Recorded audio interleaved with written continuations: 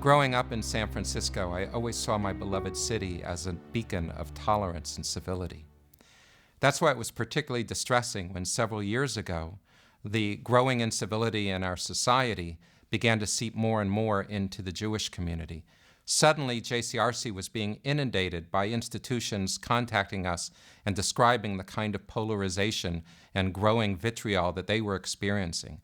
It reached a head with the Jewish Film Festival incident several years ago, but even beyond that, we had seen this growing incivility that had to be addressed.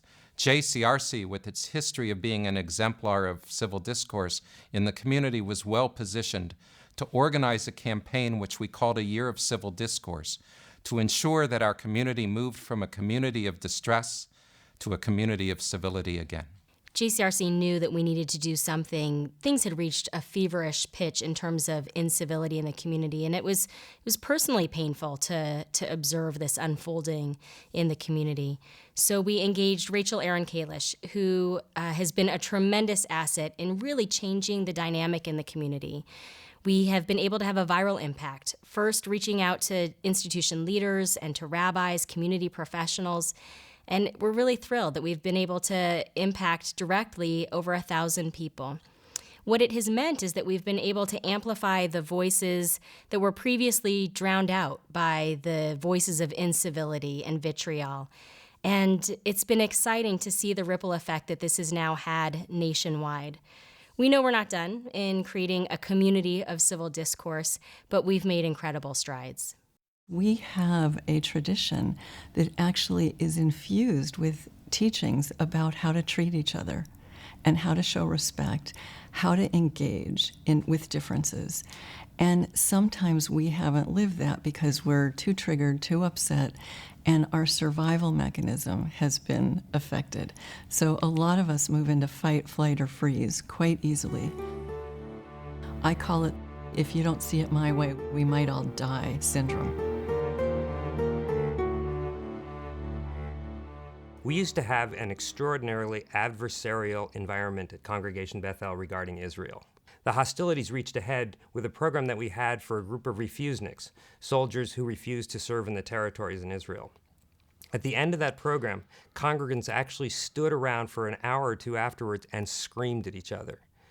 The hostilities were so bad that we just decided we would take Israel off the table, and we simply called off all Israel programming. So for years, we had no Israel programming. Right when I stepped up to be president of my congregation was when the Gaza flotilla incident happened, and my congregation exploded over it. People couldn't talk to each other. There was anger. There was tension. It got really horrible. It just hurt me so much. It just tore me up inside to hear and see people who I love at each other's throats. So the climate in the community, based on what was going on in Israel and what was happening here, was exceedingly overheated. And we knew we needed to do something very quickly. And we created a process where 6 institutions could go through a year-long training and dialogue process, tailor-made to each institution. And then we trained 100 Jewish leaders in the community, managers and executive directors, in how to have challenging conversations within their institutions. The result of that is we got together to take part in this program. And Rachel Aaron Kalish came in and brought us together and taught us the ground rules of how you have this kind of a conversation. And it was extraordinarily effective. And it was an enormous growth process for us. We learned how to contain our emotions, how to recognize our emotions, and how to respect one another and listen to one another. What it reminds me of is the story from the Talmud about the arguments between Rabbi Hillel and Rabbi Shammai. Shammai and Hillel liked studying, but they disagreed about everything. Hillel said hot. Shammai said cold. Hillel said young. They're arguing back and forth, and then a voice from heaven comes out and says, "These and these are the words of the living God," meaning you're both right. But then it continues and it says, but the halakha, the law, follows Hillel. And why does the law follow Hillel? Because Hillel listens to the other side first and then decides with compassion and care.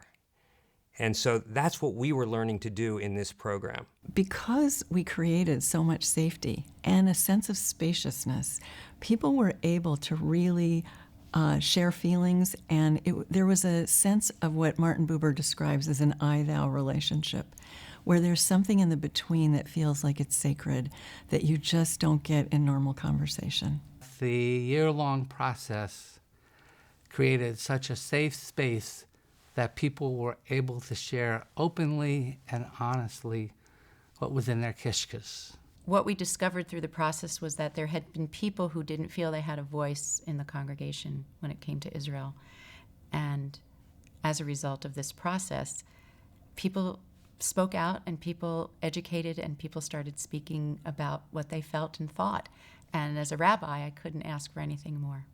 The program had a really deep effect on me and was really meaningful, and changed me and changed the way I had conversations about Israel almost right away. One episode that reflects the usefulness of the civil discourse paradigm was an event that I recently did, which was a dialogue event with Gordon Gladstone, who's the Western States Director of J Street. The organizers made it very clear that they would like this event to be held within the guidelines of civil discourse, and it was very easy for both of us to agree to it. And I think this really enhanced the event. It allowed a reasonably large audience to attend, knowing that they were going to see an event that was really going to shed more light than heat on the issues on which we did disagree. We're now able to have Israel programming. So we have all kinds of Israel programming going on, some for entertainment, but some also that's political. And what I find now is that rather than judging every program, people are simply enjoying them. In Judaism, as we all know, there is a high value placed upon debate and argument. And we need sometimes to be reminded of how to do it well, so that we lead ourselves towards positive outcomes and affirm that value. Working at Berkeley Hillel, what I find is that in every aspect, the campus is a microcosm of the Jewish community. And when the Jewish community acts in amazing, healthy, and civil ways, it allows me to tell the students to model that.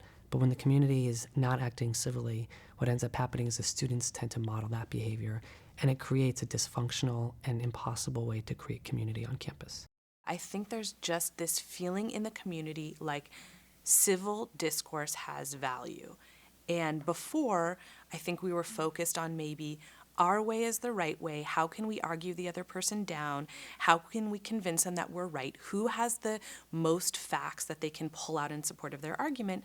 And now I think there is a sense in the community like, actually, what has value is the community and that we can talk to each other. We've moved from a community that debated issues to a community that now dialogues issues. And that's huge. I think every synagogue president needs to bring their congregation through the year of civil discourse, because even when the topic isn't Israel, even when it's something else, people now have the skills to talk about it and get along and build community rather than tearing their community apart. And it's a great thing for a synagogue president to have.